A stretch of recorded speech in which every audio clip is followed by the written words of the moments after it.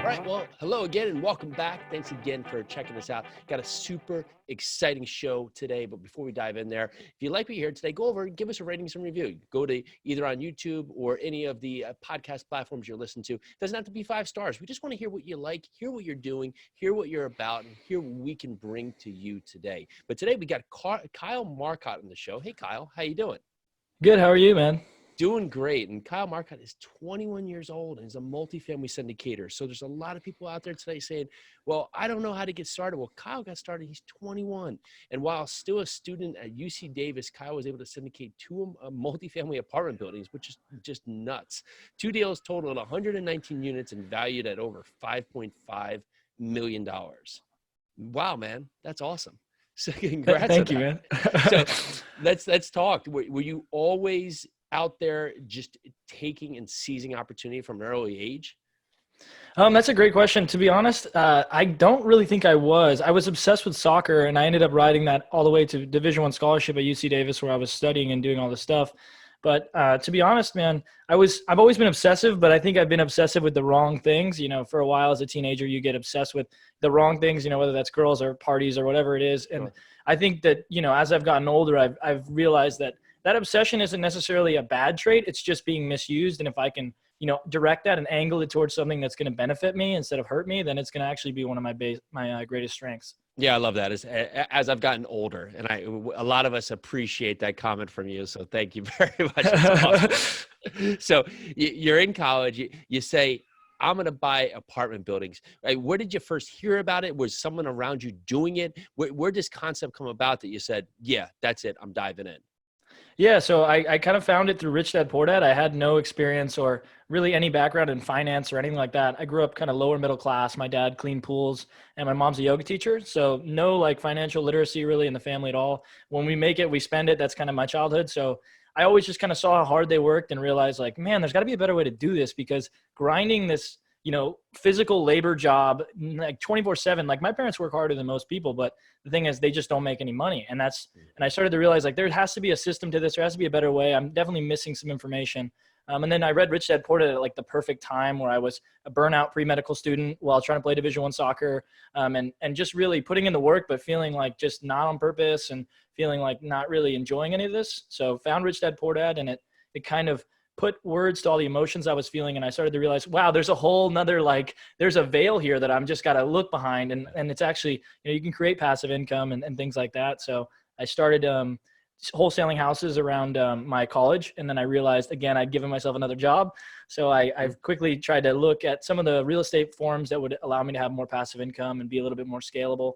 And then I dove in and found multifamily through Jake and Gino's education group. And they kind of taught me the ropes on how actually this scales so well that you can have a property manager managing the entire building. Like for example, my 107 unit that I have some partners on, basically I spend, you know, very few hours a week managing that entire thing because we have on-site property management, which is just something you can't get with other industries. Isn't that remarkable? That you get 112 units and really just putting in the right time to allow people to manage it and just having the oversee of just how the operation is actually functioning. So it's a huge congrats, man. So you have 107 unit and I figured the other one's a 12 unit. Mm-hmm, yeah. Great. Which came first? The 107 actually came first. Wow. Yeah, so I did that with a partner from the Jake and Gino group. His name's Eli, and he helped with a lot of the underwriting and taught me a lot about the analytics of real estate. Mm-hmm. And I was just raising capital, working my butt off in the Bay Area where I was going to school. Became a speaker at Neil Bauer's meetup in Sacramento. After, you know, just doing the check-in for several months, I became like, you know, I showed up, I was a cute kid, and then I brought some friends, and then I was just still a cute kid. And then I was like, hey, can I do some sign-in? And they were like, okay, you can help us out, cute little guy. And then, you know, 6 months later, you keep putting in the work, you keep showing up, and you keep asking good questions. And then I just said, hey, can I speak on stage, you know, just 10, 15 minutes, tell people about multifamily? And it kind of got me into more of an expert role. As soon as you step on the stage and you're holding the mic, you're no longer the cute 20-year-old kid who's oh, he's trying so hard. Now you're like somehow an expert, which is something that taught me a huge lesson. And I started to kind of play on that and keep working hard and keep trying to position myself as an expert. And then, you know, people took a big chance on me and invested in these 2 deals. And it's just really been a blessed experience. And that's awesome. And so the Jake and Genos and Neil Bawa, they're great. They've been on the show. You go back and check out prior episodes. We love what they're about. And just talking that you went out there to find investors for these deals. Here you are, you're 21 and you're now raising big money to go forward to these apartments. How did that talk track go when you're talking to investors? It's such because there becomes a point where people have a hard time getting over that point because they feel like they're asking for money, and there's usually 2 points. One, they come from similar backgrounds like you and I, where they've never had money around them, so this is foreign, or they're young, or they just don't want to feel like they're needy. So talk to us about your talk track, how you put together really this brand representation. I mean, especially for you, just getting up and really just building your brand ambassador by just getting on stage and talking. Yeah, so my kind of pitch to people, I guess, is that I'm extremely honest and transparent. I let them know, like, hey, you know this too. I'm 20, right? Like, I don't know what I don't know. At 20, you really have no perspective. I try to have as much as I can, but obviously, man, like, it's hard for me to even look 10 years in the future because 10 years ago I was 11, right? You know what I mean? Like, it's definitely hard for me to have perspective, and I understand that. And I come at those conversations saying, like, these are my weaknesses, right? I'm young. I don't have perspective. I'm trying to gain it, sure. But at the current moment, I don't. But if you put this, if you take a risk with me, I will pay this off. I will work super hard. I will drive all the way out there. I'll stay up till 4 a.m. I'll do anything I need to do to make this happen. And I kind of sell the work ethic, and they kind of see it in you can hear it when I'm talking, right? Like, I just get passionate about this. I want this so bad. I want to change my family's life. I don't want to see my parents working manual labor till they're in the mid 50s now. They're not going to be able to retire if we keep on this path as a family. So it's like, I have to provide for my family in a sense. I have to put this on for my family. I have to follow this passion. So I'll do whatever it takes, like, it's really, I will put my heart and soul into any project that I, especially if I'm taking your money, I'll put my heart and soul into it. And that's really what it is, man. I don't try to lie or say that I'm this expert or that I'm, that I got it all figured out, right? I just tell people, like, man, I will work really, really, really hard.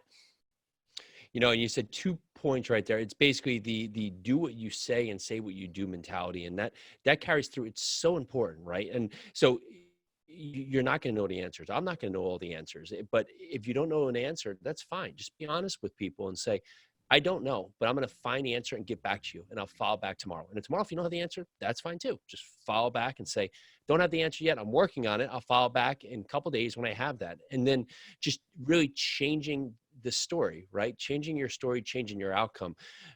We've all been in positions that are not ideal, and we've seen our family in positions that are not ideal, but someone has to break the chain. And whether it's you, I, or others, someone has to do it. So why not you? Why not myself? Why not us? Why don't we take that? And for people listening, that's all it takes. You just have to say, why not I? Because people are buying apartment buildings, doing real estate, doing everything you want to do today. And the only thing really stopping us is us. So, I mean, that's huge. Congratulations on that. And I loved how you just said, hey, can I just go speak on stage, right? Because what's the worst they say? No. Exactly. That's it. What's the worst they say? No, or then try again next week, and then they might say yes again. Exactly. And on your point with putting in the time and effort, it's what you're doing currently. If you're not doing this, is equally as hard. Like, it's not any harder. It's just a mindset shift, right? You're going to be working either way. You're either working on making excuses or you're working on actually taking the action. Both of them take really the same amount of energy. So it's just the switch in your mindset. That's great. And now you've done these 2 deals. What would have been some of the real key takeaways from these 2 deals so far?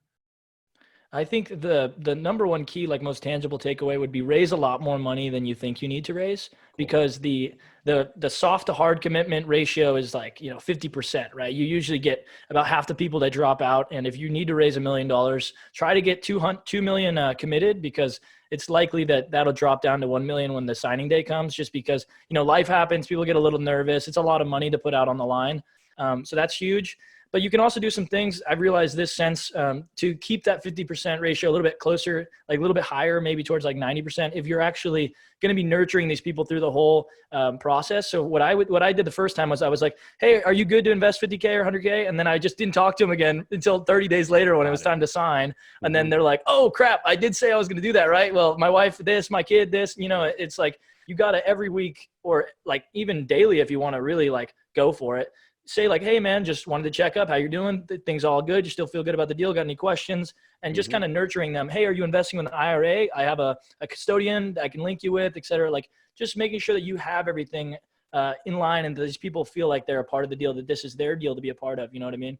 Yeah, it's all group collective here, and you want the investors to be excited with the deal. And like you said, right, the first one you said, basically out of sight, out of mind, and people get busy with their lives and they move on. What you said is imperative here, because if you're getting close to the closing line, and all of a sudden a person says, "Oh, actually, I want to use my IRA," well, that's not a 2-day process, to Yeah. transfer over to self-direct IRA companies. So that could be 3 weeks, could be 5 weeks, depending on the provider. So being ahead of it, asking the questions, and being the facilitator, that's how you keep your investors on board to the finish line, because they say, yeah, Kyle's here. He's handheld me through this entire process. It's been super simple. And if he's been like this from the start, imagine how he's going to be like once we're into the deal. And it's just a huge part for it. So you've done that now. You've talked about that equity side. Talk to us about the properties. What stood out about these properties that you said, okay, these are the ones we're going after? Well, the 107 unit kind of stuck out like a sore thumb because they had a payroll of around 90 grand for an employee. And I believe that it was because he was a family or relative. That sounds The good, right? market average, yeah, right. So it was a charity case, like cousin kind of situation, where the guy was just getting paid almost double the market rate. So we were like, okay, day one, we're cutting like 40 grand off payroll, which is amazing. On a 5 to 6 cap, that's quite a bit of money on value. And then we also saw that it was actually 107 units, but we bought it at 106, right? So we thought, because there was actually a down unit that had a bunch of storage in it. It was fully plumbed, and all you had to do was basically just clean it up and then, take the carpeting out and put some laminate on the ground. But basically, we're buying it with 106 on the underwriting, and then boom, you get another unit, right? So it was just kind of like a pretty home run deal in a simple way. It was just kind of, you walk into it and there's already really, really obvious changes to make. Yeah, and that's super, right? So, and that, what you said is getting on the additional unit, right? And if you buy the complex at, say, $35,000 a unit, you've just added $35,000 right there by finding that unit. We've had the luck, well, really, we've had the opportunity 3 times now where we had a unit being used as an office, and we've been able to really peel that off, put that unit back online, and then use some ulterior space for the new office, laundry rooms, extra storage rooms. That right there just increases your value of your property tenfold. You do that, at a 10 cap, even that's another 300K right there in value. So huge wins for you. What are the plans for these? You syndicated the deals. What is the repositioning plan on the 107? 107, it's basically, we've gotten it almost up to stabilized now. It's been about almost 8 months to 9 months, but Awesome. we're essentially just going to hold it 5 to 7 years is the general range. But there's been some refinance policies that have changed recently. So we're thinking about maybe looking into that, because it used to be that you had to be stabilized for 3 years prior to a refi. And I recently heard that that's been changed a little bit. So we're going to think about the refi process and maybe pull out some cash for investors. And then there's also the potential of, selling it early if we get a good offer. But right now it's just, we're going to hold this 5 to 7 years and then sell it in that window. Nice. Is that the HUD refinance opportunity right there with a HUD cut Yeah. down? Yeah, pretty cool. Yeah, I saw that come out as well. So what's next? You've done so much. Here you go. You talked earlier before we got on about really just 10xing your brand and really just your business. Where do we go now? Right now, I want to get more and more people to know who I am, because really obscurity is the issue with my business right now. It's not, I know how to do this, or I know to the best of my ability at the moment. I really know, like I know I can perform for investors, right? So it's just, I need to get more investors and also more people to just know who I am, so that I can potentially start, some sort of a content marketing situation where people come to me for education, and we can do, I can inspire people to take action in this business too. But number one is investors. And that's where, I was doing the whole, let's post on LinkedIn once a day, or let's post on Facebook once a day. And then I'm reading this book by Grant Cardone. Many people don't like him, and I really didn't like him until I read this book, but now I definitely admire the guy. But basically he was like, dude, what are you doing? One, if you want to make a real impact and you think you deserve to be at a point where people take your content seriously, like, who am I to say, like, yeah, listen to me, I'm 21. I have to put in immense work and effort to actually deserve that. Like, that's a huge ask. Like, you can't be entitled and be like, oh, I'm going to post once a day and people are just going to love me because I'm a cool guy. Like, you know what I mean? Like, you have to put the work in and be in front of people on a daily basis to an immense degree, to an annoying degree, because if you really want to have an influence and have an impact, you can't just rely on like, oh, I'm a cool guy and I deserve it, right? Like, no, you have to really, really put in that huge amount of effort. So that's kind of my focus right now.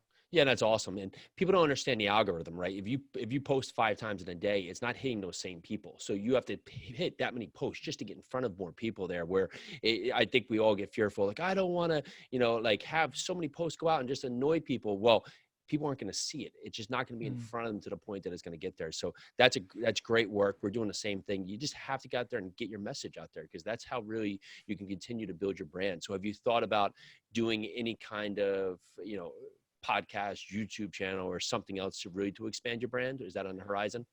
Yeah, I actually am starting a podcast. I had Chris Salerno on the episode Nice. yesterday, and I'm starting Awesome. to edit those right now. I want to have like 10 ready to go so I can get ample reviews when they do go out, and there's a Yeah. decent of like content to search through. I've heard that that's the best strategy. So I'm just compiling guests, and I'd love to have you on. I'm going to ask you on air, so Awesome. it's hard for you to say no. That's but all right. I'd love to, but man. That'd be awesome. Yeah. Awesome. Yeah. But that's kind of what I'm doing right now is the podcast. I'm thinking about doing a little YouTube video. Cool. But I got to get a better camera set up and kind of get into that arena. Gotcha. Yeah, honestly, is for that, just get out there and do it. You're doing awesome, man. So super congrats on all your success right now. For people in the meantime, I don't know if you have the name of the podcast. They can search it out when it comes out here, but where's the best place to connect with you? The best place is probably kylemarcotte.com. I have a bunch of different resources on there. And then my Instagram is kylemarcotte9. I have LinkedIn at Kyle Marcotte and Facebook that are also pretty active. And then I also, the podcast is going to be Own Your Time with Kyle Marcotte. So that's also a great podcast as well. Hopefully it'll be out by the time this episode comes. That's awesome, man. Cool. Well, Kyle, thanks so much for coming on the show. Yeah, Kyle and I, we actually connected on Instagram and LinkedIn. So, I mean, there's ways to connect out there for everybody, really just to get in front of people. It doesn't have to be the traditional anyway. Like, let me get a referral, let me find the email, or let me cold call the person. You're right in front of so many people. So, Kyle, I appreciate you reaching out. Super excited we had you on the show, man. Great story. Yeah. Thank you for having me on, man. It was a lot of fun. Awesome. Well, thank you so much for all the listeners. Again, check us out on YouTube if you're here. Listen on Spotify or Apple Podcasts, whatever it's called today, or Google Play. Always appreciate your time. We'll talk shortly. Bye now.